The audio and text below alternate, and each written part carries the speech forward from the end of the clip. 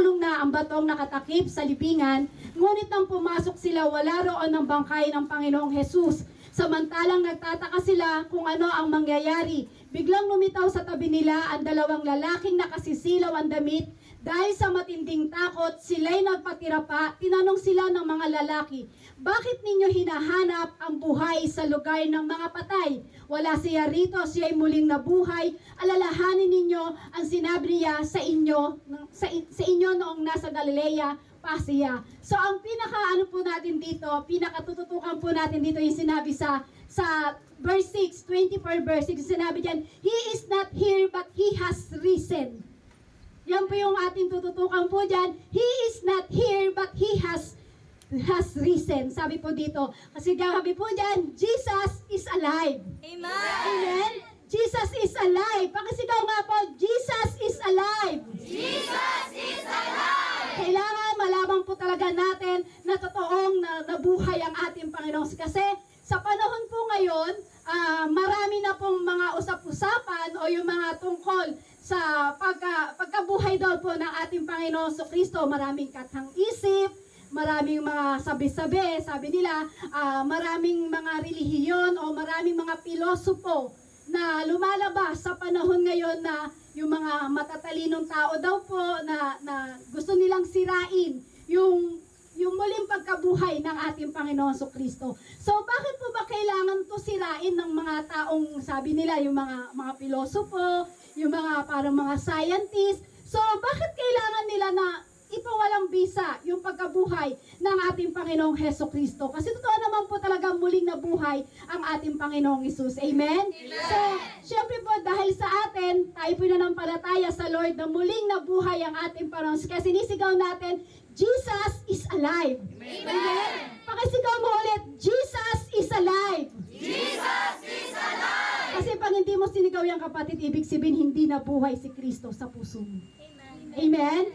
So, meron daw po ito, marami daw po mga agrumento o yung maraming mga haka-haka na sinasabi ng maraming tao na marami daw po agrumento yung against Jesus' resurrection.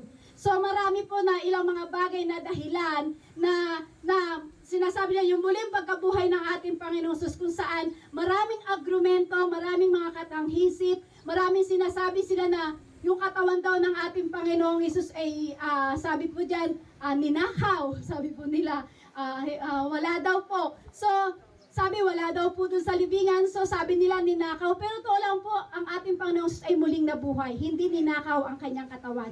So, amen po. So, dito po, unang-una po, sabi po sa arguments against Jesus' resurrection, unang-una sabi po dito, disciple went to the wrong tomb. Sabi po dito. Ang sabi po nila, sabi po ng mga disipulo po, na yung pinuntahan daw po nilang libingan, wala po yung katawan ni Jesus doon sa libingan na yon. So, sabi po nila, wala yung katawan ni Jesus sa libingan. So, sabi po nila, baka ninakaw. O kumbaga mali yung napuntahan nilang libingan ng ating Panginoong Hesus. So, sabi po dyan, kumbaga, yung mga agrumento po nila, mali daw po yung napuntahan ng mga disipulo. Kaya sabi po ng mga iba, ninakaw daw po ang katawan ng ating Panginoong Kristo. So, yung pinuntahan daw po nilang libingan, mali daw.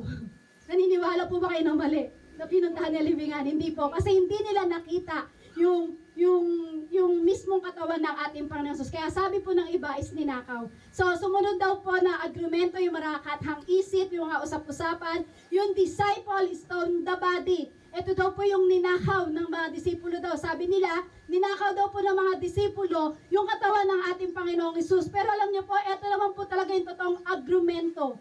Doon po sa Bible na haka-haka nila, baka ninakaw ang katawan ng ating Panginoong Hesus. Tama po ba? Nabasa po ba natin sa Bible po yun?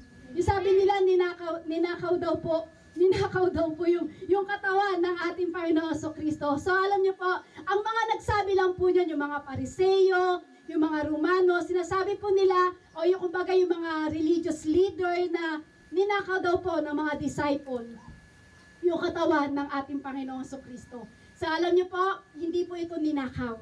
Ang Diyos po natin ay muling nabuhay. Amen? Amen? Kaya sumunod po, sabi po dyan, yung mga agrumento daw po, Jews or Romans stole the body. Ito daw po yung mga Hudyo o yung mga Romano na sinasabi nila na ninakaw daw po ng disciples. So, paulit-ulit lang po kasi agrumento po doon sa Bible. So, alam niyo po, kung ang mga disciple po, kung talagang ninakaw nila yung katawan ni Kristo, bakit po silang mangangaral? Bakit nila ipagsisigawan na muling nabuhay ang ating Panginoong Hesus? Tama po? So, alam niyo po, hindi po talaga nilakaw. Kaya sila, sinisigaw nila na Jesus is alive kasi nakita nila wala na sa libingan ang katawan ng ating Panginoon. So, ibig sabihin, nabuhay. Amen? O, sumunod na argumento daw po, the swoon theory.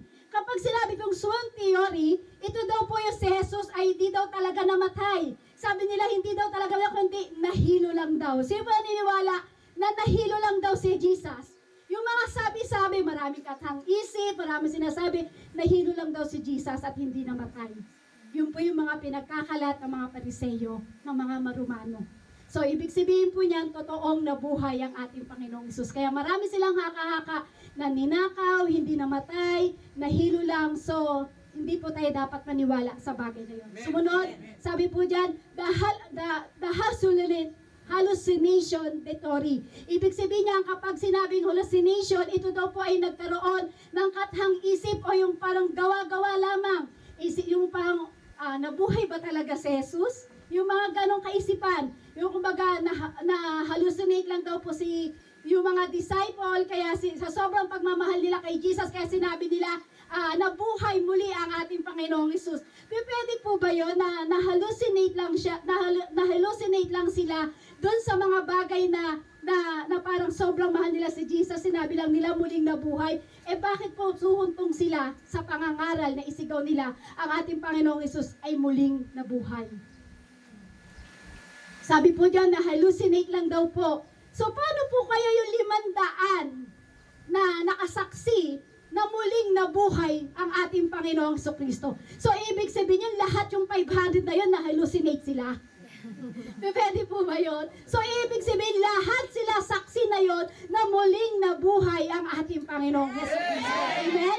Kaya, huwag po tayo maniniwala sa mga sabi-sabi at kathang isip nila. Sumunod, sabi po dyan, Jesus resurrected spiritually. Kumbaga yung sinasabi nila, hindi naman talaga totoong namatay si Jesus. Hindi naman talagang natural yung pagkamatay ni Jesus. Kundi, ang nabuhay lang daw talaga yung sinasabing kathang isip, yung espiritu lang daw po ng ating Panginoong Hesus ang nabuhay. Hindi po totoo po yun.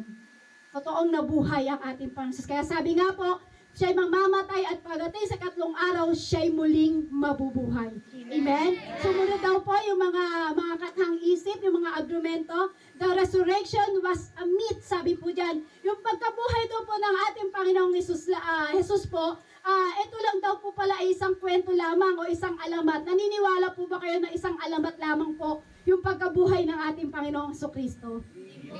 Hindi po, di ba? Sabi nila, kwento lang, kathang isip lang, alamat lang. Kasi kung kwento lang ito, paano natin mapapaliwanag? Nasa Bible po yung totoong pagkabuhay ng ating Panginoong Kristo. Sumunod, sabi po dito, post-death appearances were not Jesus. Hindi daw po si Jesus yung parang nagpakita dun sa mga apostol, kundi in-expect lang daw po ito ng mga disciple na parang si Jesus ba ay namatay o hindi. Sino pa niniwala dito na matay ang ating Panginoong Jesus at sa 3 araw ay muling nabuhay? Lahat po tayo, amen? So, ibig sabihin, kapag ikaw ay nanampalataya na si Jesus ay muling nabuhay, ibig sabihin yan, walang agrumento pagdating sa kaisipan natin. Walang kathang isip, walang kwento, walang alamat, walang kaisipan. Bagkus ang iniisip natin, muling nabuhay ang ating Panginoong Jesucristo. Kasi bakit? Napakahalaga ng ginagawa natin sa oras ito. Ngayon, nakaupo ka dyan. Bakit? Nananampalataya ka ngayon na muling nabuhay ang ating Panginoong Jesucristo.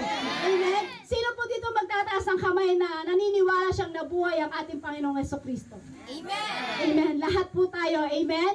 So, kung kanina po, maraming agrumento, maraming sabi-sabi, usap-usapan, kwento, alamat, ngayon naman po ipakita natin yung ebidensya na talagang totoong nabuhay ang ating Panginoong Jesucristo. Sabi po dito, ang ebidensya ng pagkabuhay ni Jesus. hinula niya mismo ang kanyang kamatayan at muling pagkabuhay. Sabi po sa Mateo chapter 16 verse 21, mula noon ay ipinaalam na ni Jesus sa kanyang mga alagad ang mangyayari sa kanya. Sinabi niya, dapat akong magtungo sa Jerusalem at maganas ng maraming hirap sa kamay ng mga pinuno ng bayan, mga punong pari at mga tagapagturo ng kautusan. Ako'y papatayin, ngunit sa ikatlong araw ako'y muling mabubuhay. So, ibig sabihin, ito po yung ebidensya na totoong nabuhay ang ating Panginoong Kristo. Kaya sabi po ng mismo si Jesus, ang nagsabi diyan, sabi po niya, ako'y papatayin,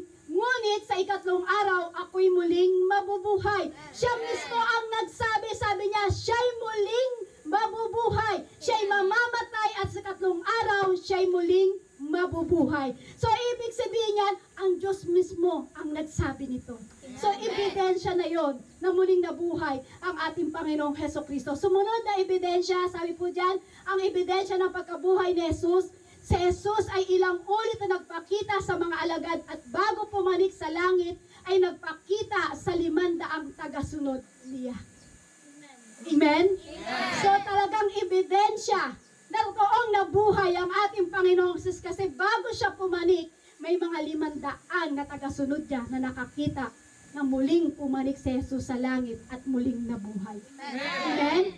Kasi tingnan niyo po, kung hindi muling nabuhay ang ating Panginoong Jesus, yung 500 na yon na nakakita na totoong muling nabuhay ang ating Panginoong Jesus, pwede ba nilang baliwalain yung nakita nila? Hindi po, di ba? Tayo din mismo, hindi man natin nakita yung katawan ni Jesus doon sa libingan, pero naniwala ka, nanampalataya ka na siya'y muling nabuhay. Ibig sabihin niyan, isa ka ng ebidensya na totoong nabuhay ang ating Panginoong Jesucristo. Amen? Amen ba? Uulitin ko po. Hindi man natin nakita, hindi man tayo nakapunta sa Israel. Hindi man natin nakita yung libingan na merong katawan talaga ni Jesucristo yun. Pero nanampalataya ka na muling nabuhay si Jesucristo. Bakit? Isa ka ng ebidensya na muling nabuhay ang ating Panginoon Jesucristo. Bakit? Nariyan ka. Amen? Nanampalataya ka sa ating Panginoong Jesucristo. Sumunod daw po ng mga na ebidensya, sabi po dyan, ang katapangan sa pangangaral ng mga alagad ni Jesus tungkol sa kanyang pagkabuhay. Kapatid, yung ikaw nangangaral, na ikaw sinishare mo ang salita ng ating Panginoon Jesucristo, ibig sabihin yan, ebidensya na nabuhay ang Panginoong Jesus sa puso mo. Ibig sabihin niyan, pinangangaral mo na ang kanyang salita. Napakalaking ebidensya na ipangaral mo ang salita ng Diyos na siya'y muling nabuhay. Amen? Sumunod na po na ebidensya po doon, sabi po dyan, ang milyong-milyong mga nabagong buhay na dulot sa pananampalataya sa buhay ng Diyos. Amen? Kapatid, kasama tayo dun. Kasama tayo sa milyong-milyong na bagong buhay na dulot ng pananampalataya natin sa Diyos. Ibig sabihin yan, nabuhay mismo si Kristo sa puso. Amen. Amen? Amen. Hindi man tayo nakapunta sa Israel, hindi mo man nakita yung puntod o yung libingan na may katawan doon, pero ikaw kasama ka sa milyong-milyong nagpapatotoo na talagang si Jesus ay muling nabuhay. Amen. Isa ka ng patotoo, isa ka ng ebidensya, isa na akong patotoo, isa na akong ebidensya. Tayong lahat, isa ng patotoo na muling nabuhay ang ating Panginoong Jesucristo. Amen. Muling nabuhay ang ating Panginoon. Bakit? Di ba nararamdaman nyo? Amen. Sino po dito nakakaramdam ng presence ng Lord? Ibig sabihin nabuhay ang Diyos. Amen? Nararamdaman, nararanasan. So, ibig sabihin ang ating Panginoong Hesus ay hindi patay. Tanungin ko po ulit, sino po dito nakaramdam na buhay ang ating Panginoong Hesus? Amen. Amen. So, ibig sabihin yan, naramdaman mo, naranasan mo. So, ibig sabihin, ikaw ang ebidensya na muling nabuhay ang Diyos. Amen. Sabi po dyan, the resurrection of Jesus our Lord set Christianity apart. No other religious leader has broken the power of death and conquered sin. Sabi po dyan, ang muling pagkabuhay daw po ng ating Panginoong Jesucristo ay mula sa mga patay. Kumbaga, ang pagkabuhay daw po ng ating Panginoong Hesus, siya'y patay at muling nabuhay. Ibig sabihin yan kung bakit nabuhay ang ating Panginoon Hesus dahil sa iyong pananampalataya. Dahil sinisigaw natin yung katotohanan kasi hindi lamang po pangkaraniwan na namatay ang ating Panginoong Kristo. Sino po magsasabi doon na pangkaraniwan lang yung pagkamatay ng ating Panginoong Hesus?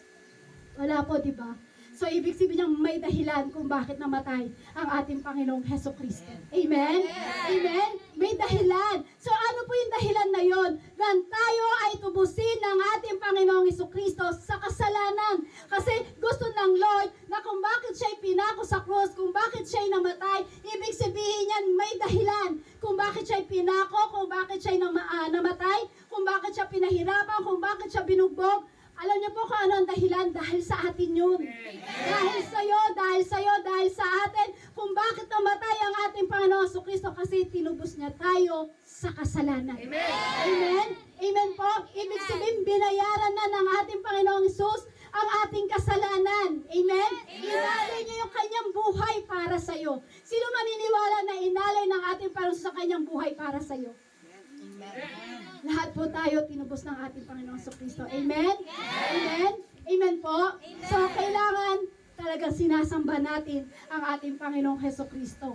Yung tunay daw po na nangyari po talaga na nabuhay ang ating Panginoong Heso Kristo, yung sinasabi po sa John chapter 20 verse 1, sabi po dito, madilim-dilim pa ng unang araw ng Sanlinggo, pumunta si Maria Magdalena sa libingan, naratnan niyang naalis na ang batong nakatakip sa libingan. So yung senaryo na yon na muling nabuhay ang ating Panginoong Hesus. Ibig sabihin po niyan, nabuhay daw po ang ating Panginoong Heso Kristo, magbubukang liwayway. Amen? Sabi nga po dyan, di ba, madilim-dilim pa ng unang araw ng Sanlinggo nang pumunta si Maria Magdalena sa libingan. So ibig sabihin po niyan, yung nabuhay ang ating Panginoong Kristo ay magbubukang liwayway pa lang. Kaya sabihin mo sa katabi mo, magbubukang liwayway. Magbubukang liwayway. Ano po ibig sabihin ng magbubukang liwayway? Ito po yung panahon na yung araw na sumikat na at ang dilim ay magliliwanag. Amen. Yun ang magbubukang liwayway. Yung sinasabi po, di ba, yung araw ay sumikat na at ang dilim ay magliliwanag. Yun yung pagbubukhang liwayway nung time na buhay ang ating Panginoong Kristo. Kaya sabihin mo ulit sa iyong katabi, magbubukhang liwayway. Magbubukang liwayway. Sabi po kasi dito, bukhang liwayway, pinapalitan ng liwanag ang dilim. Amen? Pinapalitan. Ibig sabihin po yan, yung bukhang liwayway, pinalitan ang liwanag. Pinalitan ng liwanag ang dilim. Amen. Kasi sinulat po talaga ng ating Panginoong Kristo na muling mabubuhay siya. Sinabi ng ating Panginoong Jesus po yan. Kaya yung oras na yun, nakita po ni Maria Magdalena na magbubukang liwayway upang makita niya yung bangkay ng ating Panginoong Jesus. Pero alam niyo po, ano po pinagsigawan ni Maria? Nang time na nakita niya na wala na po doon yung katawan ng ating Panginoong Kristo, sabi niya, muling nabuhay. Amen. So, bigay siya, nabuhay ang ating Panginoong Isus. So, ibig sabihin, pinalitan ng liwanag ang dilim. Amen. So, kapatid, yung nakilala mo ang ating Panginoong Isus, dating ang dilim ng buhay natin. Dating talagang sobrang dilim, sobrang hindi natin paliwanag kung anong meron tayong pamumuhay. Pero alam niyo po, nang nabuhay si Yesu Kristo sa buhay mo, nagliwanag ang buhay mo, kapatid. So, ibig sabihin yan, si Yesu Kristo ay nabuhay sa puso mo. Amen? Ibig sabihin po niyan, natalo ng ating Panginoon Kristo ang dilim at ito'y napalitan ng liwanag. So, ibig sabihin niyan, kapatid, nabuhay muli ang ating Panginoong Kristo. Amen. Amen? Sa pagbubukang liwayway na yon, yung pala, yung pagkabuhay na ating, sabi nga po dyan, maliwanag na si Jesus ay Diyos. Kasi siya yung nagbigay ng liwanag eh. Amen. Nagbigay ng liwanag sa iyo, kapatid. Yung dating madilim na pamumuhay mo, na dating magulo ang pamumuhay mo, pero muling nabuhay si Yesu Kristo sa iyo. Ibig sabihin niya, maliwanag na si Jesus ay Diyos sa buhay mo. Amen? Mga kapatid, alam niyo po, hanggang ngayon, marami po kasi nagdududa na ang Diyos daw po ay hindi talaga nabuhay, kundi nanatili lang daw patay. So, kung titignan po natin, kung nanatiling patay ang ating Panginoong Sus, wala po tayo ngayon sa panahon ngayon. Wala ka ngayon sa kinalalagyan mo. So, ibig sabihin yan, nabuhay ang ating Panginoong Sus. Siya'y talaga'y Diyos na muling nabuhay kasi nabuhay siya sa puso mo. Amen? Amen po. Kasi, pwede po ba na, sabi po diyang maliwanag na si Jesus ay Diyos.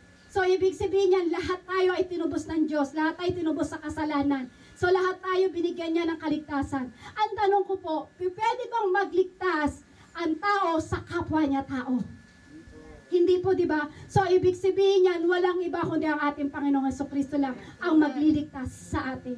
So, ibig sabihin, maliwanag na si Jesus ay Diyos. Yung Diyos na nabuhay para sa iyo. Yung Diyos na nabuhay, na nag-alay ng buhay para sa iyo. Para tayo ay tubusin sa madilim natin pamumuhay. Amen. Sabi nga po sa Roma chapter 1, verse 4, sabi po dito, pinatunayan ng banal na Espiritu na siya ay anak ng Diyos sa pamamagitan ng isang makapangyarihang gawa ang kanyang muling pagkabuhay. Kumbaga, ipinapakita daw po dito yung kanyang kalagayan.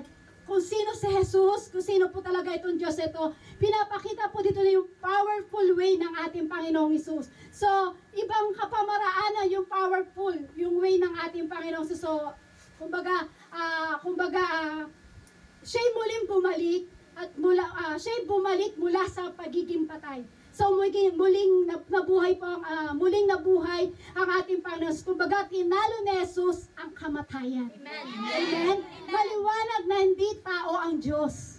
Si po magsasabi ko, si Jesus ay tao lamang. Meron po bang magtataas ang kamay dito na magsasabi si Jesus ay tao lamang? So ibig sabihin niya maliwanag na hindi tao lamang ang Diyos. Siya'y naging tao ay siya'y Diyos na naging tao. Amen? Bagamat kapantay po siya ng Diyos, pero hinubad niya yung pagiging Diyos niya. Kasi bakit? Kasi para abutin tayo, para iligtas tayo sa ating kinalalagyan ng ating buhay. Amen? Ibig sabihin talagang 100%. Hindi lang 100%, talagang pure na Diyos talaga ang ating Panginoong Jesucristo. Amen? Amen po. Kasi yung mula sa pagiging patay at muling nabuhay. Imagine nyo po, halimbawa, ako'y namatay. Kasi sabihin nyo po, ikatlong araw, muli kang mabubuhay. Sa tingin nyo po, kaya nyo po akong buhayin. Hindi po, di ba? Pero ang Diyos na ito, hinubad niya yung pagiging Diyos niya. Kasi bakit? Talagang totoong Diyos siya, na muling nabuhay, namatay at pagdating sa ikatlong araw, ay muling nabuhay. Jesus is alive! Amen! Sinalo ni Jesus sa kamatayan! Amen po? Tinalo ni Jesus, anumang merong kaguluhan sa buhay mo. Tinalo ni Jesus, anumang meron na hindi maganda sa pamumuhay mo o sa pamilya mo. Bakit? Maliwanag ang Diyos na ito ay siya'y 100%. Na siya'y naging tao at naging Diyos. Sabi nga, simula't mula pa, ang Diyos ay salita at ang salita ay Diyos. Amen. So, ibig sabihin niyang buhay ang ating Panginoong Jesucristo. Amen? Amen. Kaya wag po tayo malilito pag sinasabi nila na hindi naman totoong nabuhay ang Diyos. Meron po ba kayo naririnig na sabi-sabi, hindi naman totoong nabuhay ang Diyos? Patay siya pero tinago lang, ninakaw lang ang kanyang katawan. So, ang daming ganung mga salita-salita. Pero alam niyo po, paniwalaan mo na totoong muling nabuhay ang ating Panginoon Jesucristo. Bakit? Kasi nariyan ka, ebidensya ka na muling nabuhay ang ating Panginoon Jesus para sa iyo. Amen? Amen po? Amen. Alam niyo po, ginamit lang naman po ng ating Panginoon Jesucristo ang pagiging katawan tao niya para abutin niya tayo. Kasi kung hindi niya po gagawin yon, hindi po siya magkatawan tao kasi hindi niya tayo maaabot. Amen? Hindi tayo maaabot ng ating Panginoong Jesucristo kung hindi siya magkakatawang tao. So, ibig sabihin kasi, kaya siya nagkatawang tao kasi ang aabutin niya tayong mismong mga tao. Amen? Amen? Tayo yung kanyang ililigtas, tayo kanyang aabutin. Kaya siya, hinubad niya yung pagiging Diyos niya para tayo ay abutin. Kasi kung di ginawa ng Diyos yun, hindi tayo maliligtas. Sabi po diyan, maliwanag na natalo ang kasalanan. Sabi nga po sa 1 Corinto chapter 15 verse 55 verse 52 to 58, nasaan o kamatayan ang iyong tagumpay? Nasaan o kamatayan ang iyong kamandag? Ang kamandag ng kamatayan, ang kasalanan, Sabi po dyan, ang kamandag ng kamatayan ay ang kasalanan at ang kapangyarihan ng kasalanan ay nagmumula sa kautusan. Sabi po dito, nasaan o kamatayan ang iyong tagumpay? Bakit po sinabi po doon? Natalo na kasi ni Jesus ang kamatayan. Amen. Kaya sinasabi po dyan, sabi po dyan, nasaan o kamatayan ng iyong tagumpay? Wala nang tagumpay ang kamatayan kasi natalo na ng ating Panginoong Hesukristo. Amen. Nasaan na po ba yung kamatayan na yun? Sinasabi, nasaan yung kamandag ng kamatayan? Wala na po yun kasi natalo na ng ating Panginoong Hesukristo. Ibig sabihin yan, ang kamatayan ng kasalanan ay natalo na ng ating Panginoong Hesukristo. Amen? Ibig sabihin po niyan, ito po ay natupad na sa ginawa ng ating Panginoong Jesus. Tayo po ay iligtas. So, ibig sabihin niyan, si Jesus ay Diyos. Hinubad niya yung pagiging Diyos niya. Ibig sabihin niya, ito yung Diyos na walang bahid, walang batik, pero hinubad niya yung pagiging Diyos niya kasi bakit? Para tayo abutin at para talunin ang kasalanan ng meron tayo sa mundong ito. Amen po? Kaya sabi nga po sa verse 57, magpasalamat tayo sa Diyos na nagbigay sa atin ng tagumpay sa pamamagitan ng ating Panginoong Hesukristo. Kaya nga mga minamahal kong kapatid, magpakatatag kayo at huwag matinag. Maging masipag kayo palagi sa paglilingkod sa Panginoon dahil alam ninyong hindi masasayang ang inyong pagpapagal para sa Kanya. So alam niyo po, hindi po baliwala ang ating pananampalataya. Hindi baliwala yung pagpunta mo sa lugar nito. Hindi baliwala ang pagpupuri mo sa Lord. Hindi baliwala na panantalayahan mo ang ating Panginoon sa Kristo. Kasi, bakit po? Kasi kilala ka na ng Diyos eh. Hindi mababaliwala ang pagkakilala mo sa ating Panginoong Hesukristo. Amen? Sabihin mo sa iyong katabi, hindi mababaliwala ang pagkakilala mo kay Hesukristo. Bakit? Salamat sa ating Panginoong Hesukristo na tayo nakakilala sa Kanya sapagkat ang ating buhay ay tagumpay na. Amen? Tagumpay na. Nabuhay ang ating Panginoong Hesus. Tinalo niya na ang ating kasalanan. So, ibig sabihin yan, napakalaking halaga o malaking part ng iyong pananampalataya ng iyong buhay na nakakilala kay Hesukristo kasi tagumpay na ang Diyos sa iyo.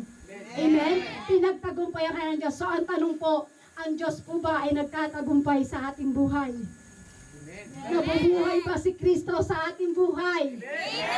Kaya sabi mo sa katabi mo, walang Kristiyano na talunan. Sabi mo, walang Kristiyanong talunan.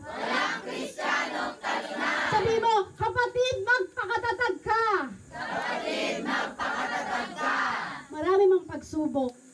Pero dahil tinalo na ating Panginoon sa Kristo, anumang meron sa mundong ito, ibig sabihin yan, tayo'y nabuhay na pagdating sa Lord. Amen?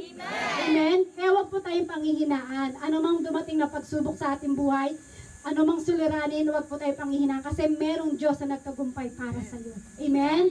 Sabi po dyan, maliwanag na may kabuluhan ang ating pananampalataya at paglilingkod. So, ibig sabihin niyang maliwanag. Kasi bakit? Hindi yung baliwala eh.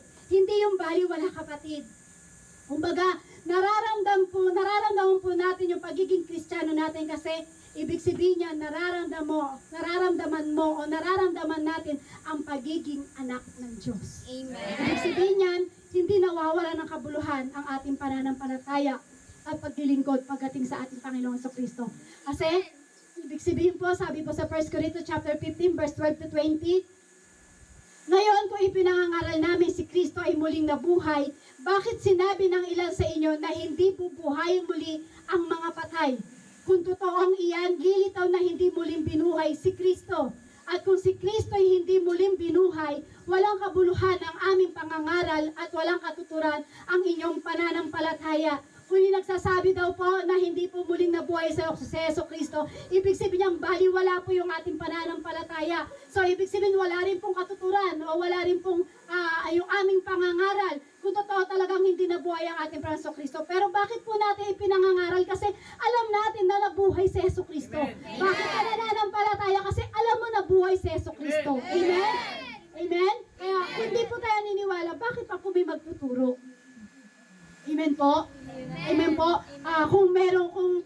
hindi po, maraming hindi po naniniwala na muling nabuhay ang ating Panginoong Kristo, bakit po meron pang pastor na magbibigay ng kanilang buhay? Bakit merong mga lingkod ng Diyos na mag-aalay ng kanyang buhay? Bakit merong mga lingkod ng Diyos na sa hantong ng kanilang kamatayan pero binibigay pa rin nila ang buhay nila sa ating Panginoong Kristo? Bakit? Kasi alam nila na nabuhay ang ating Panginoong Kristo. Amen? Kapatid, kaya ka narito kasi nananampalataya ka na buhay ang ating Panginoong Kristo. Amen? Amen po? Hindi baliwala yung pagpunta mo. Hindi baliwala ang pananampalataya mo. Hindi baliwala ang pagtaas ng kamay mo. Hindi baliwala ang pag-worship mo. Kasi bakit? Alam mo, Jesus is alive. Amen? Hindi baliwala yung ginagawa mo. Amen? Amen po? Hindi baliwala yan, kapatid. Kasi alam mo na nabuhay ang ating Panginoon Kristo. Amen? Kasi alam mo na buhay ang pinanampalataya mo, hindi patay. Amen. Meron po ba dito nananampalataya sa patay? Wala po, di ba? Buhay ang ating pinanampalatayaan. Sabi nga po sa verse 15, kung ganoon, lilitaw na kami mga sinungaling na saksi ng Diyos dahil pinatotohanan namin na muling binuhay ng Diyos si Kristo. Ngunit hindi naman pala. Kung talagang walang muling pagkabuhay ng mga patay, kung hindi muling binuhay ang mga patay, hindi rin muling binuhay si Kristo.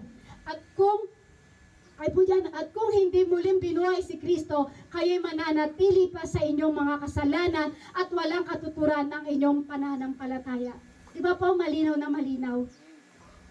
Sabi po sa verse 17, at kung hindi muling binuhay si Kristo, kayo'y nananatili pa sa inyong kasalanan at walang katuturan ang inyong pananampalataya.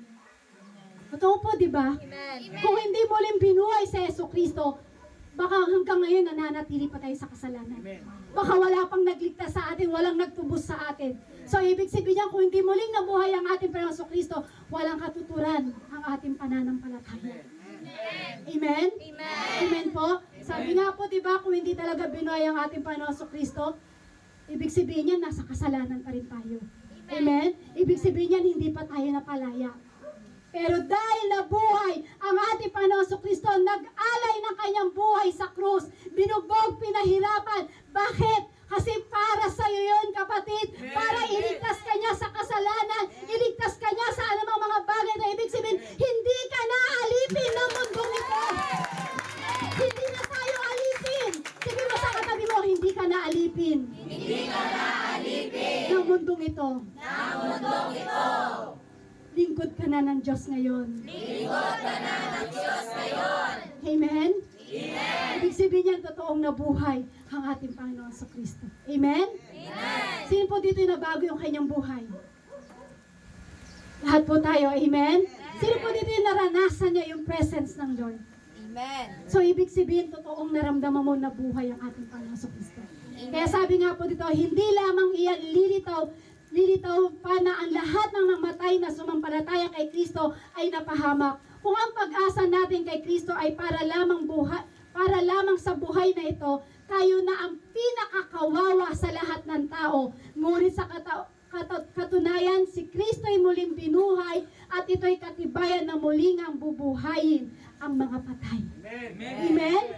Sabi po dyan, ngunit sa katunayan, si Kristo ay muling binuhay at ito'y katibayan na muling bubuhayin ang mga patay. Dati tayong patay, kapatid. Dati tayong patay at dati tayong makasalanan. Pero tayo'y binuhay ng ating Panginoong Jesucristo. Maliwanag na may buhay pagkatapos ng kamatayan. Amen? Sabi po diyan, may liwanag na may buhay pagkatapos ng kamatayan. Nang Jesucristo ay namatay, maliwanag na may muling pagkabuhay.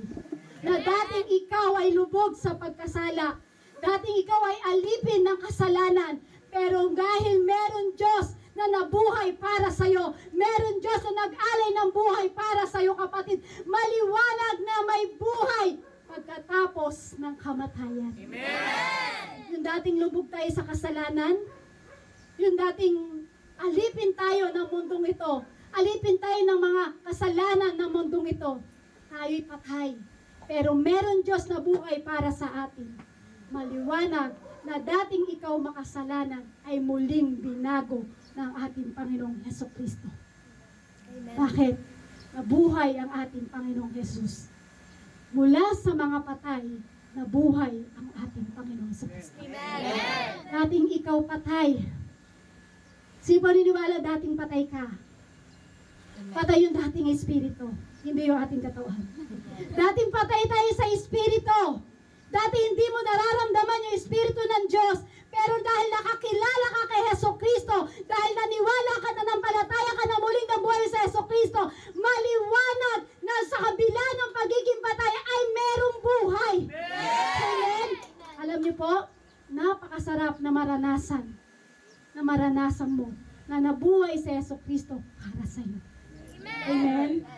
Pinakamahalaga na nagawa ng ating Diyos na tayo ay iligtas sa kasalanan. Uulitin ko po sa inyo, ang pinakamahalaga sa buhay ng tao, pinakilala niya ang Diyos. Ano po yung pinakamahalagang nangyari sa buhay niyo? Siyempre po, di ba, pinakakilala tayo sa ating Panginoong sa Kristo. Amen? Ito yung bagay na ginawa ng ating Panginoong Jesus para tayo makakilala sa Kanya. Sabi nga po sa 1 Corinthians chapter 6 verse 14, muling binuhay ng Diyos si Hesukristo na tayo man ay muling bubuhayin sa pamamagitan ng Kanyang kapangyarihan. Muli tayong bubuhayin ng ating Panginoong Jesus. Amen? Amen po.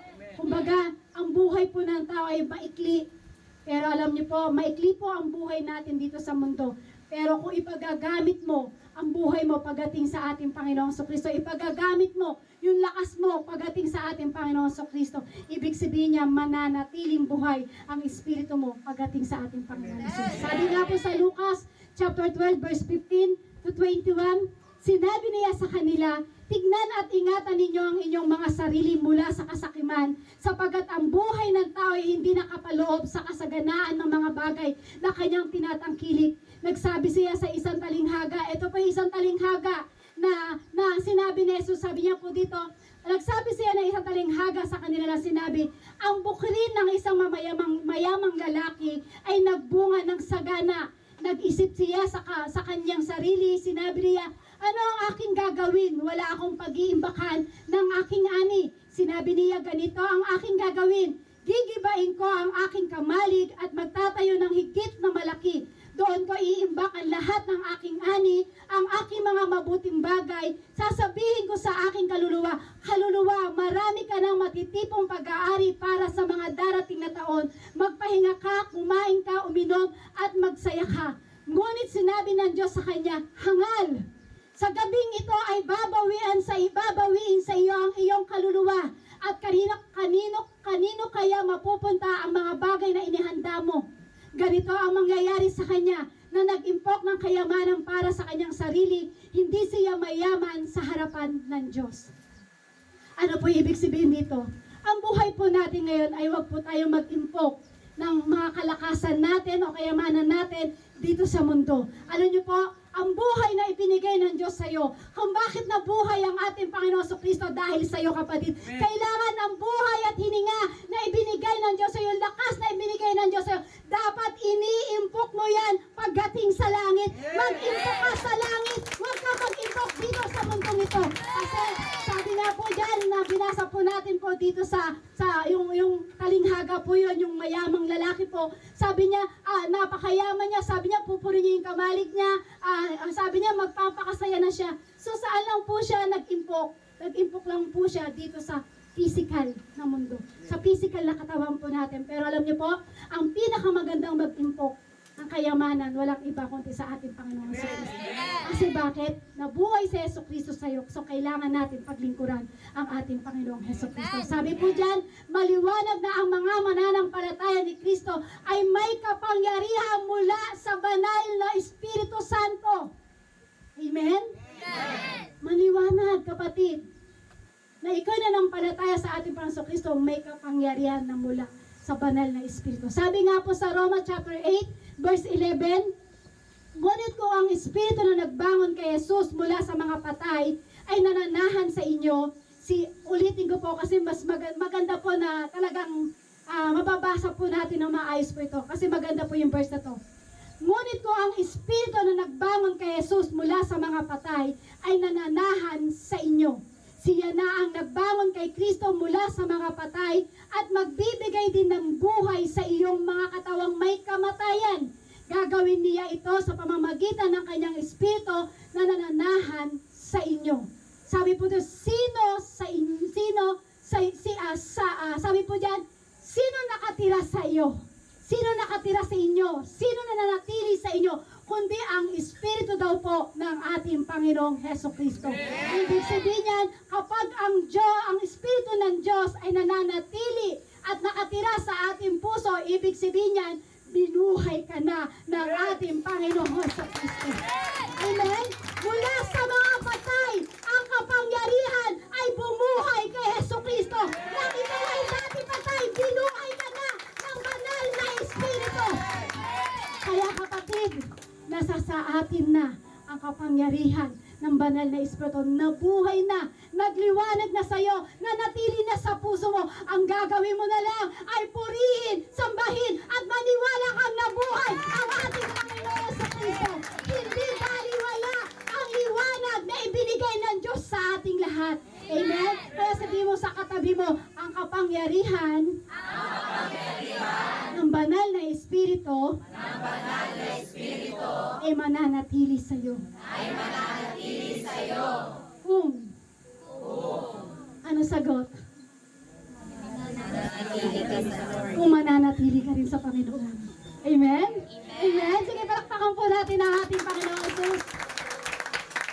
Kasi sabi nga po, di ba, magagawa ko ang lahat. Sabi mo doon, magagawa ko ito sa lakas na kaloob ng ating Panginoon Kristo. So, ibig sabihin niya, kapag nanatili o nakatira na sa puso mo ang Espiritu ng Diyos, ibig sabihin niyan, may lakas ka na makapaglingkod sa Diyos, may buong katapatan ka na para maglingkod sa ating Panginoon Jesus. Magagawa mo buong sigla ang maglingkod kay Jesucristo. Amen? Bumigay man yung katawan mo, manghina man yung katawan mo, pero dahil nananatili ang Espiritu ng Diyos sa puso mo, ibig sabihin niyan, magagawa mo sa lakas na ibinigay ng Diyos sa iyo ang maglingkod ng todo, ang magbigay ng buhay na may katapatan sa Diyos. Sabi nga po dito, the age of miracle has not passed, the miracle workers is still alive, His name in Jesus Christ. Our hope is alive because Jesus lives. Jesus is alive. Jesus is alive. Amen. We are here to celebrate the most glorious event in history. Ito po ngayon ang ating sineselebrate, ang muling pagkabuhay ng ating Panginoon sa Kristo. Jesus is alive. Amen. Sigaw natin, Jesus is alive. Jesus is alive! Bakit? Hindi ka Kristiyanong zombie. Amen? Sabihin mo ulit, Jesus is alive! Jesus is alive! Bakit? Yan yung kinukuman ng ating espiritu eh. Hindi tayo yung Kristiyanong zombie. Yung zombie na, hindi ganon. Hindi tayo Kristiyanong ganon. Buhay ka. May espiritu na nanatili sa'yo. Yung espiritu nun ay buhay. Amen? Jesus is alive! Jesus is alive! Ngunit ang yan ating Panginoon Jesucristo. Amen? Lahat ng gustong mag-revive ka na ngayon. Amen? Lahat ng nanghina, magpalakas ka na ngayon. Amen? Lahat ng mga bagay lahat ng mga bagay na parang dinaya ng mundong ito. Dahil maliwanag ka na ng Diyos. Dahil nasa puso mo na, nakatira na ang Espiritu ng Diyos, magagawa mong talunin ang mga bagay na ito. Bakit? Dahil pinanampalatayaan mo na si Jesus ay muling nabuhay. Amen? Muling nabuhay ang ating Panginoon Kristo. So, tinalo ng ating Panginoon Kristo ang kasalanan. At natalo ng ating Panginoon Kristo ang lahat ng kasalanan sa mundong ito. So, sa umagang po ito, sineselebrate po natin na si Jesus ay muling nabuhay. Tayo po'y tumayo at tayo po'y muling magsama-sama na gunitain natin ang muling pagkabuhay ni Jesus Kristo.